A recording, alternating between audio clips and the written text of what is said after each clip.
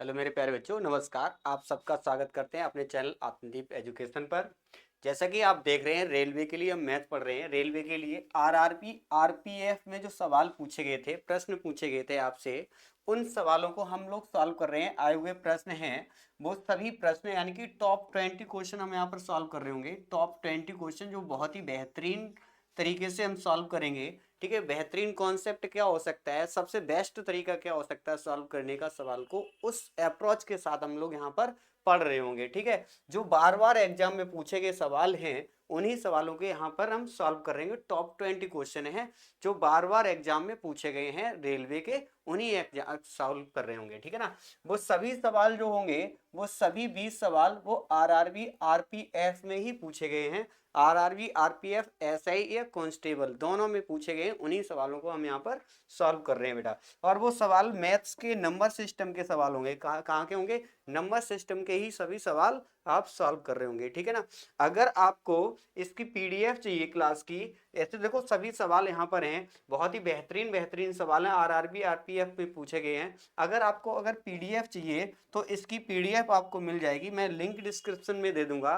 Maths by Yogendra sir search कर सकते हैं, मैथ्स बाई योगेंद्र सर आप सर्च कर सकते हैं, वहां पर आपको मिल जाएगी। ठीक है, वहां आपको पीडीएफ इसकी मिल जाएगी। क्लियर है? मैथ्स बाई योगेंद्र सर, आपको डिस्क्रिप्शन में लिंक भी दे दूंगा। ठीक है, टेलीग्राम पर। ठीक है, अब मैं शुरुआत करते हैं सवाल को बहुत ही बेहतरीन तरीके से। आप अगर आपको गणित से डर लगता है ना, जिन बच्चों को, उनको भी प्यार हो जाएगा गणित से, ये मेरा वादा है, अगर ध्यान से समझेंगे। ठीक है, तो देखो सवाल को समझते हैं। सवाल में क्या बोला गया है, कह रहा है चार क्रमागत संख्याओं का गुणनफल इतना है तो किस संख्या से हमेशा ये विभाज्य है, किस संख्या से ये विभाज्य है। ध्यान से समझेंगे, सवाल में कुछ भी नहीं है, बहुत ही सरल सवाल है। आरआरबी आरपीएफ एसआई में सवाल पूछा गया था। अगर मैं चार क्रमागत संख्याओं की बात करता हूं बेटा, तो एक, दो और तीन और चार, यही तो चार संख्याएं होंगी क्रमागत, यही तो चार क्रमागत संख्याएं होंगी। कह रहा है कि इनके गुणनफल किससे विभाजित होगा, इनका गुणनफल किससे विभाजित होगा। तो 4×3 = 12, 24 से, यानी कि 24 24 से विभाजित हो जाएगा। ऑप्शन नंबर सी दे रहा है जो आंसर करेक्ट है। ठीक है ना, अब आप कोई से भी चार संख्याएं गुणा करेंगे तो हमेशा वो 24 से डिवाइड होंगी। ठीक है, कोई सी भी चार संख्याओं का गुणा करेंगे वो हमेशा 24 से डिवाइड होंगी। क्लियर है? आगे सवाल देखते हैं, अगले सवाल में आपसे क्या बोला गया। सवाल आपसे कह रहा है सबसे छोटी अभाज्य संख्या और जीरो को छोड़कर किसी भी पूर्ण संख्या को गुणनफल क्या होगा। सबसे छोटी अभाज्य संख्या को और जीरो को छोड़ दिया जाए तो किसी पूर्ण संख्याओं का गुणनफल जो होगा वो क्या होगा हमेशा, ये इनमें से ऑप्शन बताना है आपको। सबसे पहली बात ये, यहाँ पर कुल काफी बातों को कहा गया है, उन बातों को समझ लेते हैं। ठीक है, अगर मैं कॉन्सेप्ट को अगर सही से समझ गए ना, सवाल करने के तरीके को सही समझ गए, अप्रोच सही पहुंच गए हम, तो सवाल हमारे लिए आसान हो जाएगा, तो वो तो हो ही जाएगा। और सबसे बड़ी बात ये है, जो उससे रिलेटेड क्वेश्चन आएंगे, वो सभी सवाल आपको बनाने में आसानी होगी। बात क्या है कि हम सवाल सीख रहे हैं, यहाँ पर एक सवाल नहीं सीख रहे हैं, जब सवाल को सीख रहे हैं वहां पर कॉन्सेप्ट को सीख रहे हैं। उससे रिलेटेड जितने भी क्वेश्चन बनेंगे, चाहे लाखों प्रकार के सवाल बना दे वो, आप बना पाएंगे, सॉल्व कर पाएंगे, अगर आपने सही से कॉन्सेप्ट को सीखा है। अगर आपने सही से रट्टा मार लिया है कि सर ने ऐसे ऐसे कराया था, वो ऐसे ऐसे बस हो गया। सॉल्यूशन रट्टा नहीं मारना। गणित एक ऐसी चीज है, बहुत प्यारी चीज है, अगर उसे सही से समझ लिया गया तो आपको बहुत मजा आएगा। अगर आपने सही से नहीं समझा, आपने क्या ऊपर ऊपर से ऐसे, अगर देखो कोई भी चीज है, मूवी देखते हैं हम लोग तो बहुत मजा आता है, क्या करते हैं 3 घंटे की मूवी, 4 घंटे की मूवी पूरी देखते रहते हैं। आजकल तो वो चलने लगे क्या, सीरीज को होती है ना, तो वो चलने लगी, वो चार चार पूरे पूरे एपिसोड चलते ही रहते हैं। हमें वो नहीं करना है। देखो हमें वहां पर क्या होता है, इंटरेस्ट आता है, क्या आता है, बहुत इंटरेस्ट, इसलिए देखते हैं। यहाँ पर भी हमें इंटरेस्ट जगाना है चीजों को, अपने आप मजा आने लग जाएगा तो अपने आप तुम आगे बढ़ते चले जाओगे। ठीक है, हमें यहाँ पर भविष्य बनेगा मेरा, वहां तो कोई भविष्य नहीं बन रहा है। ठीक है, यहाँ से समझते हैं। देखो सबसे छोटी अभाज्य संख्या की बात कर रहा है, अभाज्य संख्या की बात कर रहा है बेटा। अभाज्य संख्या पता होनी चाहिए कौन सी होती है। अभाज्य संख्याओं का मतलब होता है एक स्वयं से कटे और एक एक से कटे, वो अभाज्य संख्या होती है। जिसके दो से अधिक फैक्टर नहीं किए जा सकते, वो कौन सी संख्या कहलाती है बेटा, अभाज्य संख्याएं कहलाती है। कौन सी संख्या कहलाती है, अभाज्य संख्या कहलाती है। और जीरो को छोड़ दिया जाए, एक सबसे छोटी अभाज्य संख्या। अब सबसे छोटी अभाज्य संख्या कौन सी होती है बेटा, दो होती है। कौन सी होती है बेटा, दो होती है। सर एक क्यों नहीं होती है, एक ना तो भाज्य है, ये भी प्रश्न पूछा गया है, ना तो भाज्य है और ना अभाज्य है, ना अभाज्य है, ये कैसी भी नहीं है, ना भाज्य है ना अभाज्य है, फिर कैसी है ये एक नेचुरल नंबर है, पता है, ये ना तो भाज्य है ना ही अभाज्य है, ना ही भाज्य है और ना ही अभाज्य है। क्यों? क्योंकि ये किसी भी परिभाषा को फॉलो नहीं कर रही है, ना तो भाज्य की परिभाषा को फॉलो करता है ना अभाज्य की। भाज्य की परिभाषा क्या होती है? जिसके दो से अधिक फैक्टर किए जा सके। अभाज्य की परिभाषा होती है जिसके कम से कम 2 फैक्टर किए जा सकते हैं, वो अभाज्य पर संख्या होती है। ठीक है, अभाज्य संख्या होती है। सबसे छोटी अभाज्य संख्या ये, और जीरो को छोड़ दिया जाए तो वो संख्या कौन सी होगी? अब बात आती है पूर्ण संख्याओं की। पूर्ण संख्याएं सर कौन सी होती है? पूर्ण संख्याएं सर ये होती हैं जो जीरो से शुरू होती हैं, 1 2 3 dot 3 4 dot dot dot and so on अनंत तक, वो संख्याएं कौन सी होती है? पूर्ण संख्या होती हैं। तो सर इनका गुणनफल, पूर्ण संख्याओं का गुणनफल क्या होगा? एक सम संख्या ही बनेगा हमेशा, क्योंकि आगे 4 संख्याएं और किसी संख्या में अगर सम संख्या का गुणा हो जाता है वो संख्या कैसी हो जाती है? सम संख्या रहती है हमेशा। तो कैसी रहेगी संख्या? सम संख्या रहेगी बेटा। क्लियर है? आगे सवाल को समझते हैं। अगला सवाल आपसे क्या बोला गया है, बहुत प्यारा सवाल है, बहुत अच्छा सवाल है। कह रहा है 50 और 80 के बीच अभाज्य संख्याओं का योग का पता लगाएं। मैं प्यारा और अच्छा क्यों बोल रहा हूं? यहाँ पर इस टाइप के सवाल हर एग्जाम को देखने में मिलते हैं। ठीक है, ये जो क्वेश्चन लिखा हुआ है और बहुत सरल क्वेश्चन है, उसमें कुछ करने के लिए है नहीं।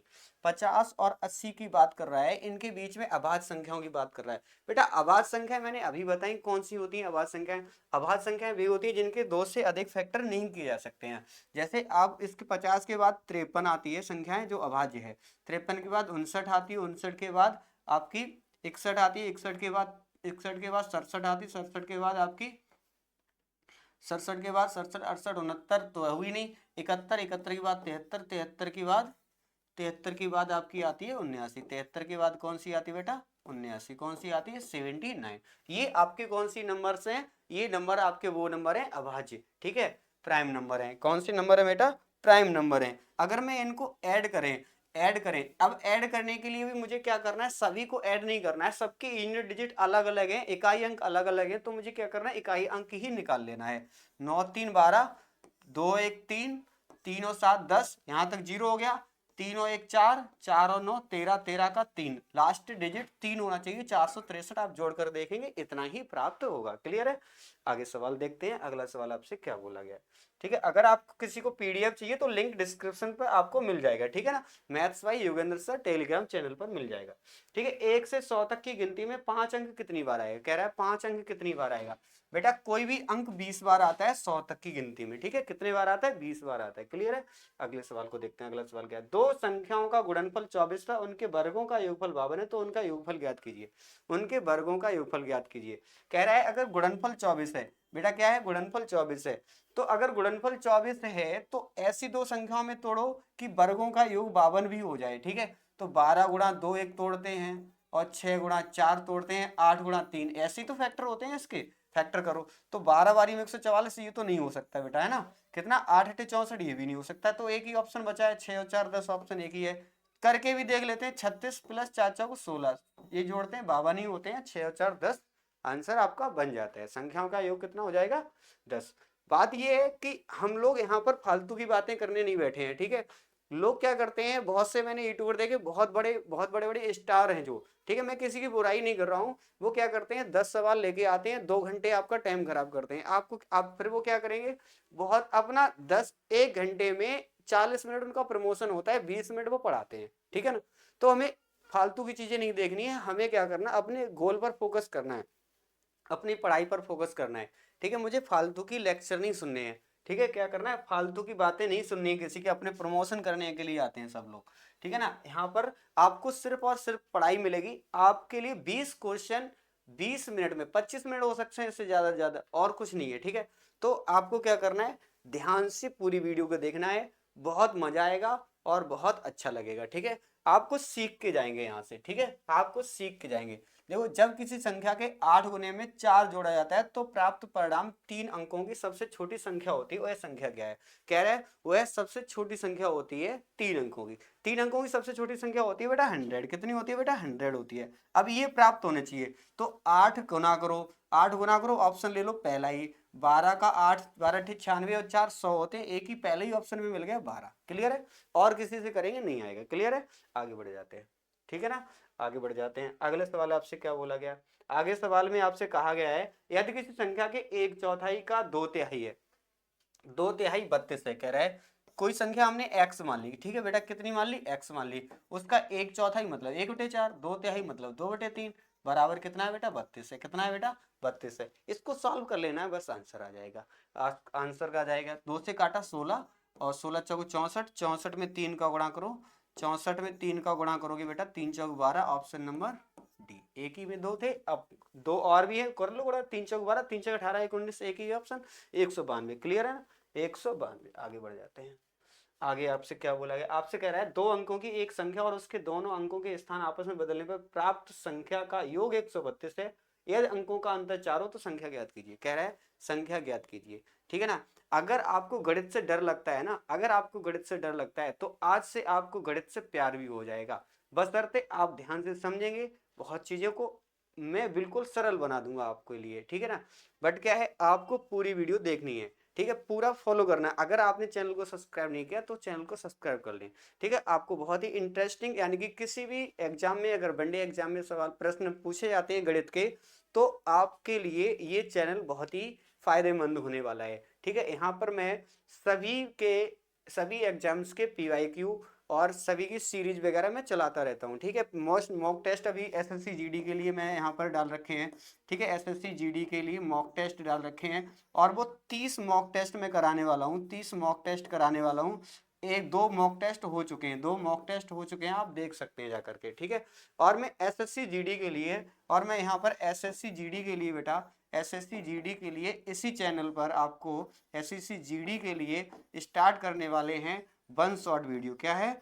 1 शॉर्ट वीडियो स्टार्ट करने वाले हैं। 1 शॉर्ट वीडियो में क्या होगा, नंबर सिस्टम से स्टार्ट करेंगे। लगभग 24 चैप्टर हैं तो 24 आपको लेक्चर मिलेंगे, 24 लेक्चर 24 वीडियो मिलेंगी, ठीक है। और आपको एक ही वीडियो में पूरा सॉल्यूशन फर्स्ट पूरा शुरुआत से लेके एंड तक जितने भी टाइप होंगे वो सभी आप वहां पर पढ़ रहे होंगे, ठीक है ना। तो आपको बहुत ही मजा आने वाला है। आपको चैनल को सब्सक्राइब कर लेना है, आपको बहुत ही अच्छा कंटेंट देखने को मिलेगा। वो भी कंटेंट यहाँ पर एसएससी जीडी का कौन सा होने वाला है, वो भी 2021 में, और 2022 में तो हुआ नहीं था, 2023 और 2024 में जो भी पेपर हुए हैं उनके पीवाईक्यू यहाँ पर सॉल्व कर रहे होंगे हम लोग। क्या कर रहे होंगे? पीवाईक्यू सॉल्व कर रहे होंगे, ठीक है ना। तो आगे बढ़ते हैं सवाल में, ठीक है। सवाल आपसे क्या बोला गया ध्यान से समझते हैं, ठीक है ना। आगे सवाल में कहा है 4 अंकों वाली वह सबसे बड़ी संख्या क्या है जो 49 से पूर्ण विभाज्य है। किससे? 49। 49 से विभाजित होने का मतलब 7 से विभाजित है। 7 का नियम चेक कर लेते हैं। ये तो 7 से नहीं कटेगा, 7 से देखो एक ही नंबर कट रहा है, 7 7 एकम 7, बचे कितने? 2, 7 चौक 28, एक बचा 7, 7 दूनी 14, 5 बचे 7 अट्ठे 56। तो ये वाला नहीं कटेगा, एक ही नंबर ये कट रहा है, ठीक है। आगे बढ़ जाते हैं। आपसे क्या बोला गया आगे, निम्न में से कौन सी संख्या पूर्ण वर्ग नहीं है। ध्यान से समझते हैं इस सवाल को। इस सवाल करने का कौन सा सबसे बेस्ट तरीका हो सकता है, उस सवाल को मैं उस तरीके से करूंगा। सवाल कोई इसको पहचानने की कोई बेस्ट बेस्ट तरीका वैसे होता नहीं है, ठीक है। ऐसी बड़ी बड़ी संख्या दे देगा, आपको कैसे पता करोगे कौन सी पूर्ण वर्ग संख्या है। तो इसके लिए एक बेस्ट कॉन्सेप्ट ये होता है कि किसी भी पूर्ण वर्ग संख्या का, किसी भी पूर्ण वर्ग संख्या का डिजिटल सम जो होता है वो डिजिटल सम से पहचानते हैं। डिजिटल सम होता है 0 हो सकता है, 1 हो सकता है, 4 हो सकता है, 7 हो सकता है और 9 हो सकता है, ठीक है। इनके अलावा डिजिटल सम कुछ नहीं हो सकता। यही डिजिटल सम आ सकते हैं, कौन से? 0 1 4 9 7, यही आ सकते हैं, इनके अलावा नहीं आएंगे, ठीक है ना। इनके अलावा कोई भी डिजिटल सम नहीं आएंगे पूर्ण वर्ग संख्या के। देखो 5 और 2 7, 2 9, ये पूर्ण वर्ग है, ठीक है ना। 5 और 2 7 और 1 8, ये पूर्ण वर्ग नहीं है, इसका डिजिटल सम 8 आया। 6 और कितने आए? देखो 6 4 10, 10 6 10 और 6 16, 1 17, 1 18, 18 1 9, 18 की 9, यानी कि ये है, ठीक है ना। ये किसी ना किसी का पूर्ण वर्ग होगा, ये कन्फर्म होगा। 8 और 1 9, 9 18, 18 8 1 9, यानी कि ये भी किसी का पूर्ण वर्ग है। यानी कि कौन सी संख्या है ये वाली पूर्ण वर्ग नहीं होगी, 1250 किसी का भी पूर्ण वर्ग नहीं होगा। आप चेक कर लेना कैलकुलेटर से, यही आएगा, ठीक है ना। समझ गए, समझ गए कॉन्सेप्ट को। कॉन्सेप्ट क्या है, यानी कि डिजिटल सम यही आ सकते हैं किसी पूर्ण वर्ग संख्या के, अगर ये नहीं है तो पूर्ण वर्ग संख्या नहीं है। 0 1 4 7 9, ठीक है ना, यही आ सकते हैं। आगे सवाल को देखते हैं। अगला आप सवाल क्या बोला गया आपसे। अगला सवाल में आपसे कह रहा है इकाई अंक पूछ रहा है बेटा। इकाई अंक निकालना कितना आसान है इस बात को समझते हैं। बहुत कठिन काम नहीं है इकाई अंक। देखो मैंने अपने चैनल पर वीडियो पूरी यूनिट डिजिट की नंबर सिस्टम की मैं पूरी वीडियो बना चुका हूँ, आप देख सकते हैं इकाई अंक की, ठीक है। पूरे कॉन्सेप्ट को मैंने समझाया बहुत अच्छे से। देखो किसी का पीछे अगर एक हो, ठीक है, 0 1 5 और 6 हो, 0 1 5 6 हो, तो इनके यूनिट डिजिट नहीं चेंज होते हैं, कितनी भी पावर लगा दो उन पर, ठीक है, कितनी भी पावर लगा दो। जैसे एक की पावर एक क्या यहाँ पावर में है, ठीक है, ये क्या है पावर में है, तो एक की पावर कितना भी लगा दो एक ही रहना है, गुणा एक की पावर एक कितना लगा दो एक, एक एकम एक ही आंसर आएगा। ऑप्शन नंबर सी में दे रहा है, ठीक है, ऑप्शन नंबर सी में दे रहा है, एक ही आंसर आएगा। इकाई अंक क्या होगा इसका, एक ही होगा। क्लियर है, आगे देखते हैं अगला सवाल आपसे क्या बोला गया। ध्यान से समझते हैं बेटा, बहुत ही अच्छा सवाल है ये। इस टाइप का एक सवाल मैं करा चुका हूं, बट वहां पर ऐड करने के लिए था, यहाँ पर घटाने के लिए है, ठीक है। सेम टाइप का सवाल है। दो अंकों वाली एक संख्या के अंकों का योग 10 है, जब अंक आपस में बदल दिए जाते हैं तो संख्या 36 कम हो जाती है। क्या हो जाती है, 36 कम हो जाती है। तो मुझे कुछ का नहीं करना है, जो ऑप्शन दिए उन्हीं को सॉल्व कर लेना है। 82 लिखा है तो 2 8, यहाँ पर क्या 12 में से 8 के 4 बचे, ये नहीं होगा क्योंकि 36 बचना चाहिए। कितना चाहिए बचे, 36। ये 73 लिखा है, 73 में से 37, वो पलट के संख्या लिखोगे तो 37 बनेगी। कितनी बनेगी, 37। 13 में 7 गया 6, यहाँ बन गया। कहने का मतलब देखो यहाँ पे 6 में से 3 गया 3, 36। ऑप्शन नंबर 73 यानी कि B is the right answer आपका बन जाता है। क्लियर है, बी इज द राइट। सभी सवाल आए हुए हैं बेटा आरआरबी आरपीएफ में, हमने कहा कांस्टेबल या एसआई में पूछे गए वही सवाल है, ठीक है ना। आगे सवाल को देखते हैं। अगला सवाल आपसे क्या बोला गया है, बहुत प्यारा सवाल है, बहुत अच्छा सवाल है। सवाल को समझते हैं, सवाल में क्या कह रहा है, सवाल को पढ़ते हैं। सवाल में कह रहा है यदि एक दर्जन सेब का भार इतना है तो 3 बक्सों जिनका सामूहिक वजन इतना है में कितने सेब होंगे। ठीक है, सिंपल है, इसमें कुछ है ही कहाँ है। 1.8 kilogram, 1.8 kilogram is equal to 12 सेब। कितने हैं, 12 सेब, यही तो कह रहा है 12 सेब। तो आपसे कह रहा है कि हम कहें कि 1 किलोग्राम में कितने होंगे, तो 12/1.8। आपसे बोला गया है कि 23.25 किलोग्राम, तो 23.25 का गुणा कर दो। क्या कर दो, गुणा कर दो। यहाँ से एक जीरो बढ़ा दो तो 2 दशमलव हो जाएंगे, कट जाएंगे। 6 दूनी 12, 6 तियो 18। 3 का भाग लगाओ कितने बार जाएगा, 3 सत्ते 21, बचे कितने, 3 सत्ते 21, 3 पंजे 15। ठीक है, 2 का 775 में गुणा करोगे 1550 होंगे। कितने होंगे, 1550। 2 10 का भाग लगाओगे क्योंकि जीरो है तो कितना हो जाएगा, 155। आंसर आपका आएगा बी। क्या आएगा, आंसर बी, 155 आपका आंसर बन जाता है। क्लियर है, समझ में आया बहुत अच्छे से। ठीक है सर, समझ में आ गया, आगे बढ़ जाते हैं। ठीक है, आगे बढ़ जाते हैं। आगे आपसे क्या बोला गया है, अगले सवाल में आपसे क्या बोल रहा है बेटा, अगले सवाल में आपसे बोल रहा है, कह रहा है 3 अंकों वाली कितनी संख्याएं 9 से विभाजित हैं। 3 अंकों वाली ऐसे सवाल आते हैं तो फिर आपको कैसे करना है ये समझ लेना है। ठीक है, बार बार इस प्रकार के प्रश्न आते हैं एग्जाम में, कितनी भी संख्या हो कैसे भी हो, टाइप को कॉन्सेप्ट को समझ लेते। 3 अंकों वाली संख्या होती है 9 से 99 लास्ट। कितनी होती है, 9 से 99। 3 अंकों वाली संख्याएं 9 से 99 तक ही होंगी, लेकिन शुरू होंगी 100 से। कहाँ से शुरू होंगी, 100 से। तो 1 से 99 तक भी शामिल हो गई इसमें, है ना। यहाँ से भाग लगाओगे 9 से तो 9 एकम 9, 9 एकम 9, 9 एकम 111 हो गई। लेकिन ये संख्या होगी 1 से लेकर 9 से 99 तक। हमें ये 2 अंकों वाली कम करनी है, तो यहाँ से कम करोगे कितनी, 9 एकम 9, 9 11, 11 कम हो जाएंगी और आंसर बनेगा हमारा 100। Option is the A is the right answer बनेगा। ठीक है, 100 संख्याएं होंगी जो 9 से डिवाइड होंगी। क्लियर है, 100 से लेकर 9 से 99 तक 111 होंगी, 1 से लेकर 99 तक 11 होंगी, जो 11 कम होंगी। 3 अंकों वाली पूछ रहा था तो कितनी हो जाएंगी, 100। क्लियर है, आगे समझते हैं अगला सवाल में क्या बोला गया। आपसे कह रहा है कि समांतर श्रेणी, देखो समांतर श्रेणी सुन के डर मत जाना, सवाल सरल दे, ध्यान से समझना। कह रहा है कि समांतर श्रेणी की वे तीन संख्याएं ज्ञात करें जिनका योग 15 और गुणनफल 105 है। गुणनफल 105 है। ठीक है, समांतर श्रेणी क्या होती है पहले इस बात को समझ लेते हैं। ठीक है, थोड़ा सा समझे। समांतर श्रेणी का मतलब होता है एक क्रम, फिक्स क्रम हो। ठीक है, इनका जिनका सार्वअंतर डी का मान समान होना चाहिए। जो संख्याओं के बीच का अंतर है वो समान होना चाहिए। ठीक है, समान होना चाहिए। तो यहाँ अंतर तो देखो ऑप्शन दे रहा है वो सब अंतर श्रेणी में ही दे रहा होगा, समांतर श्रेणी में, लेकिन हमें क्या करना है, योग 15 हो जाए और गुणा कितना हो जाए 105। तो क्या 9 पंजे 45 से कम 45 नहीं बना।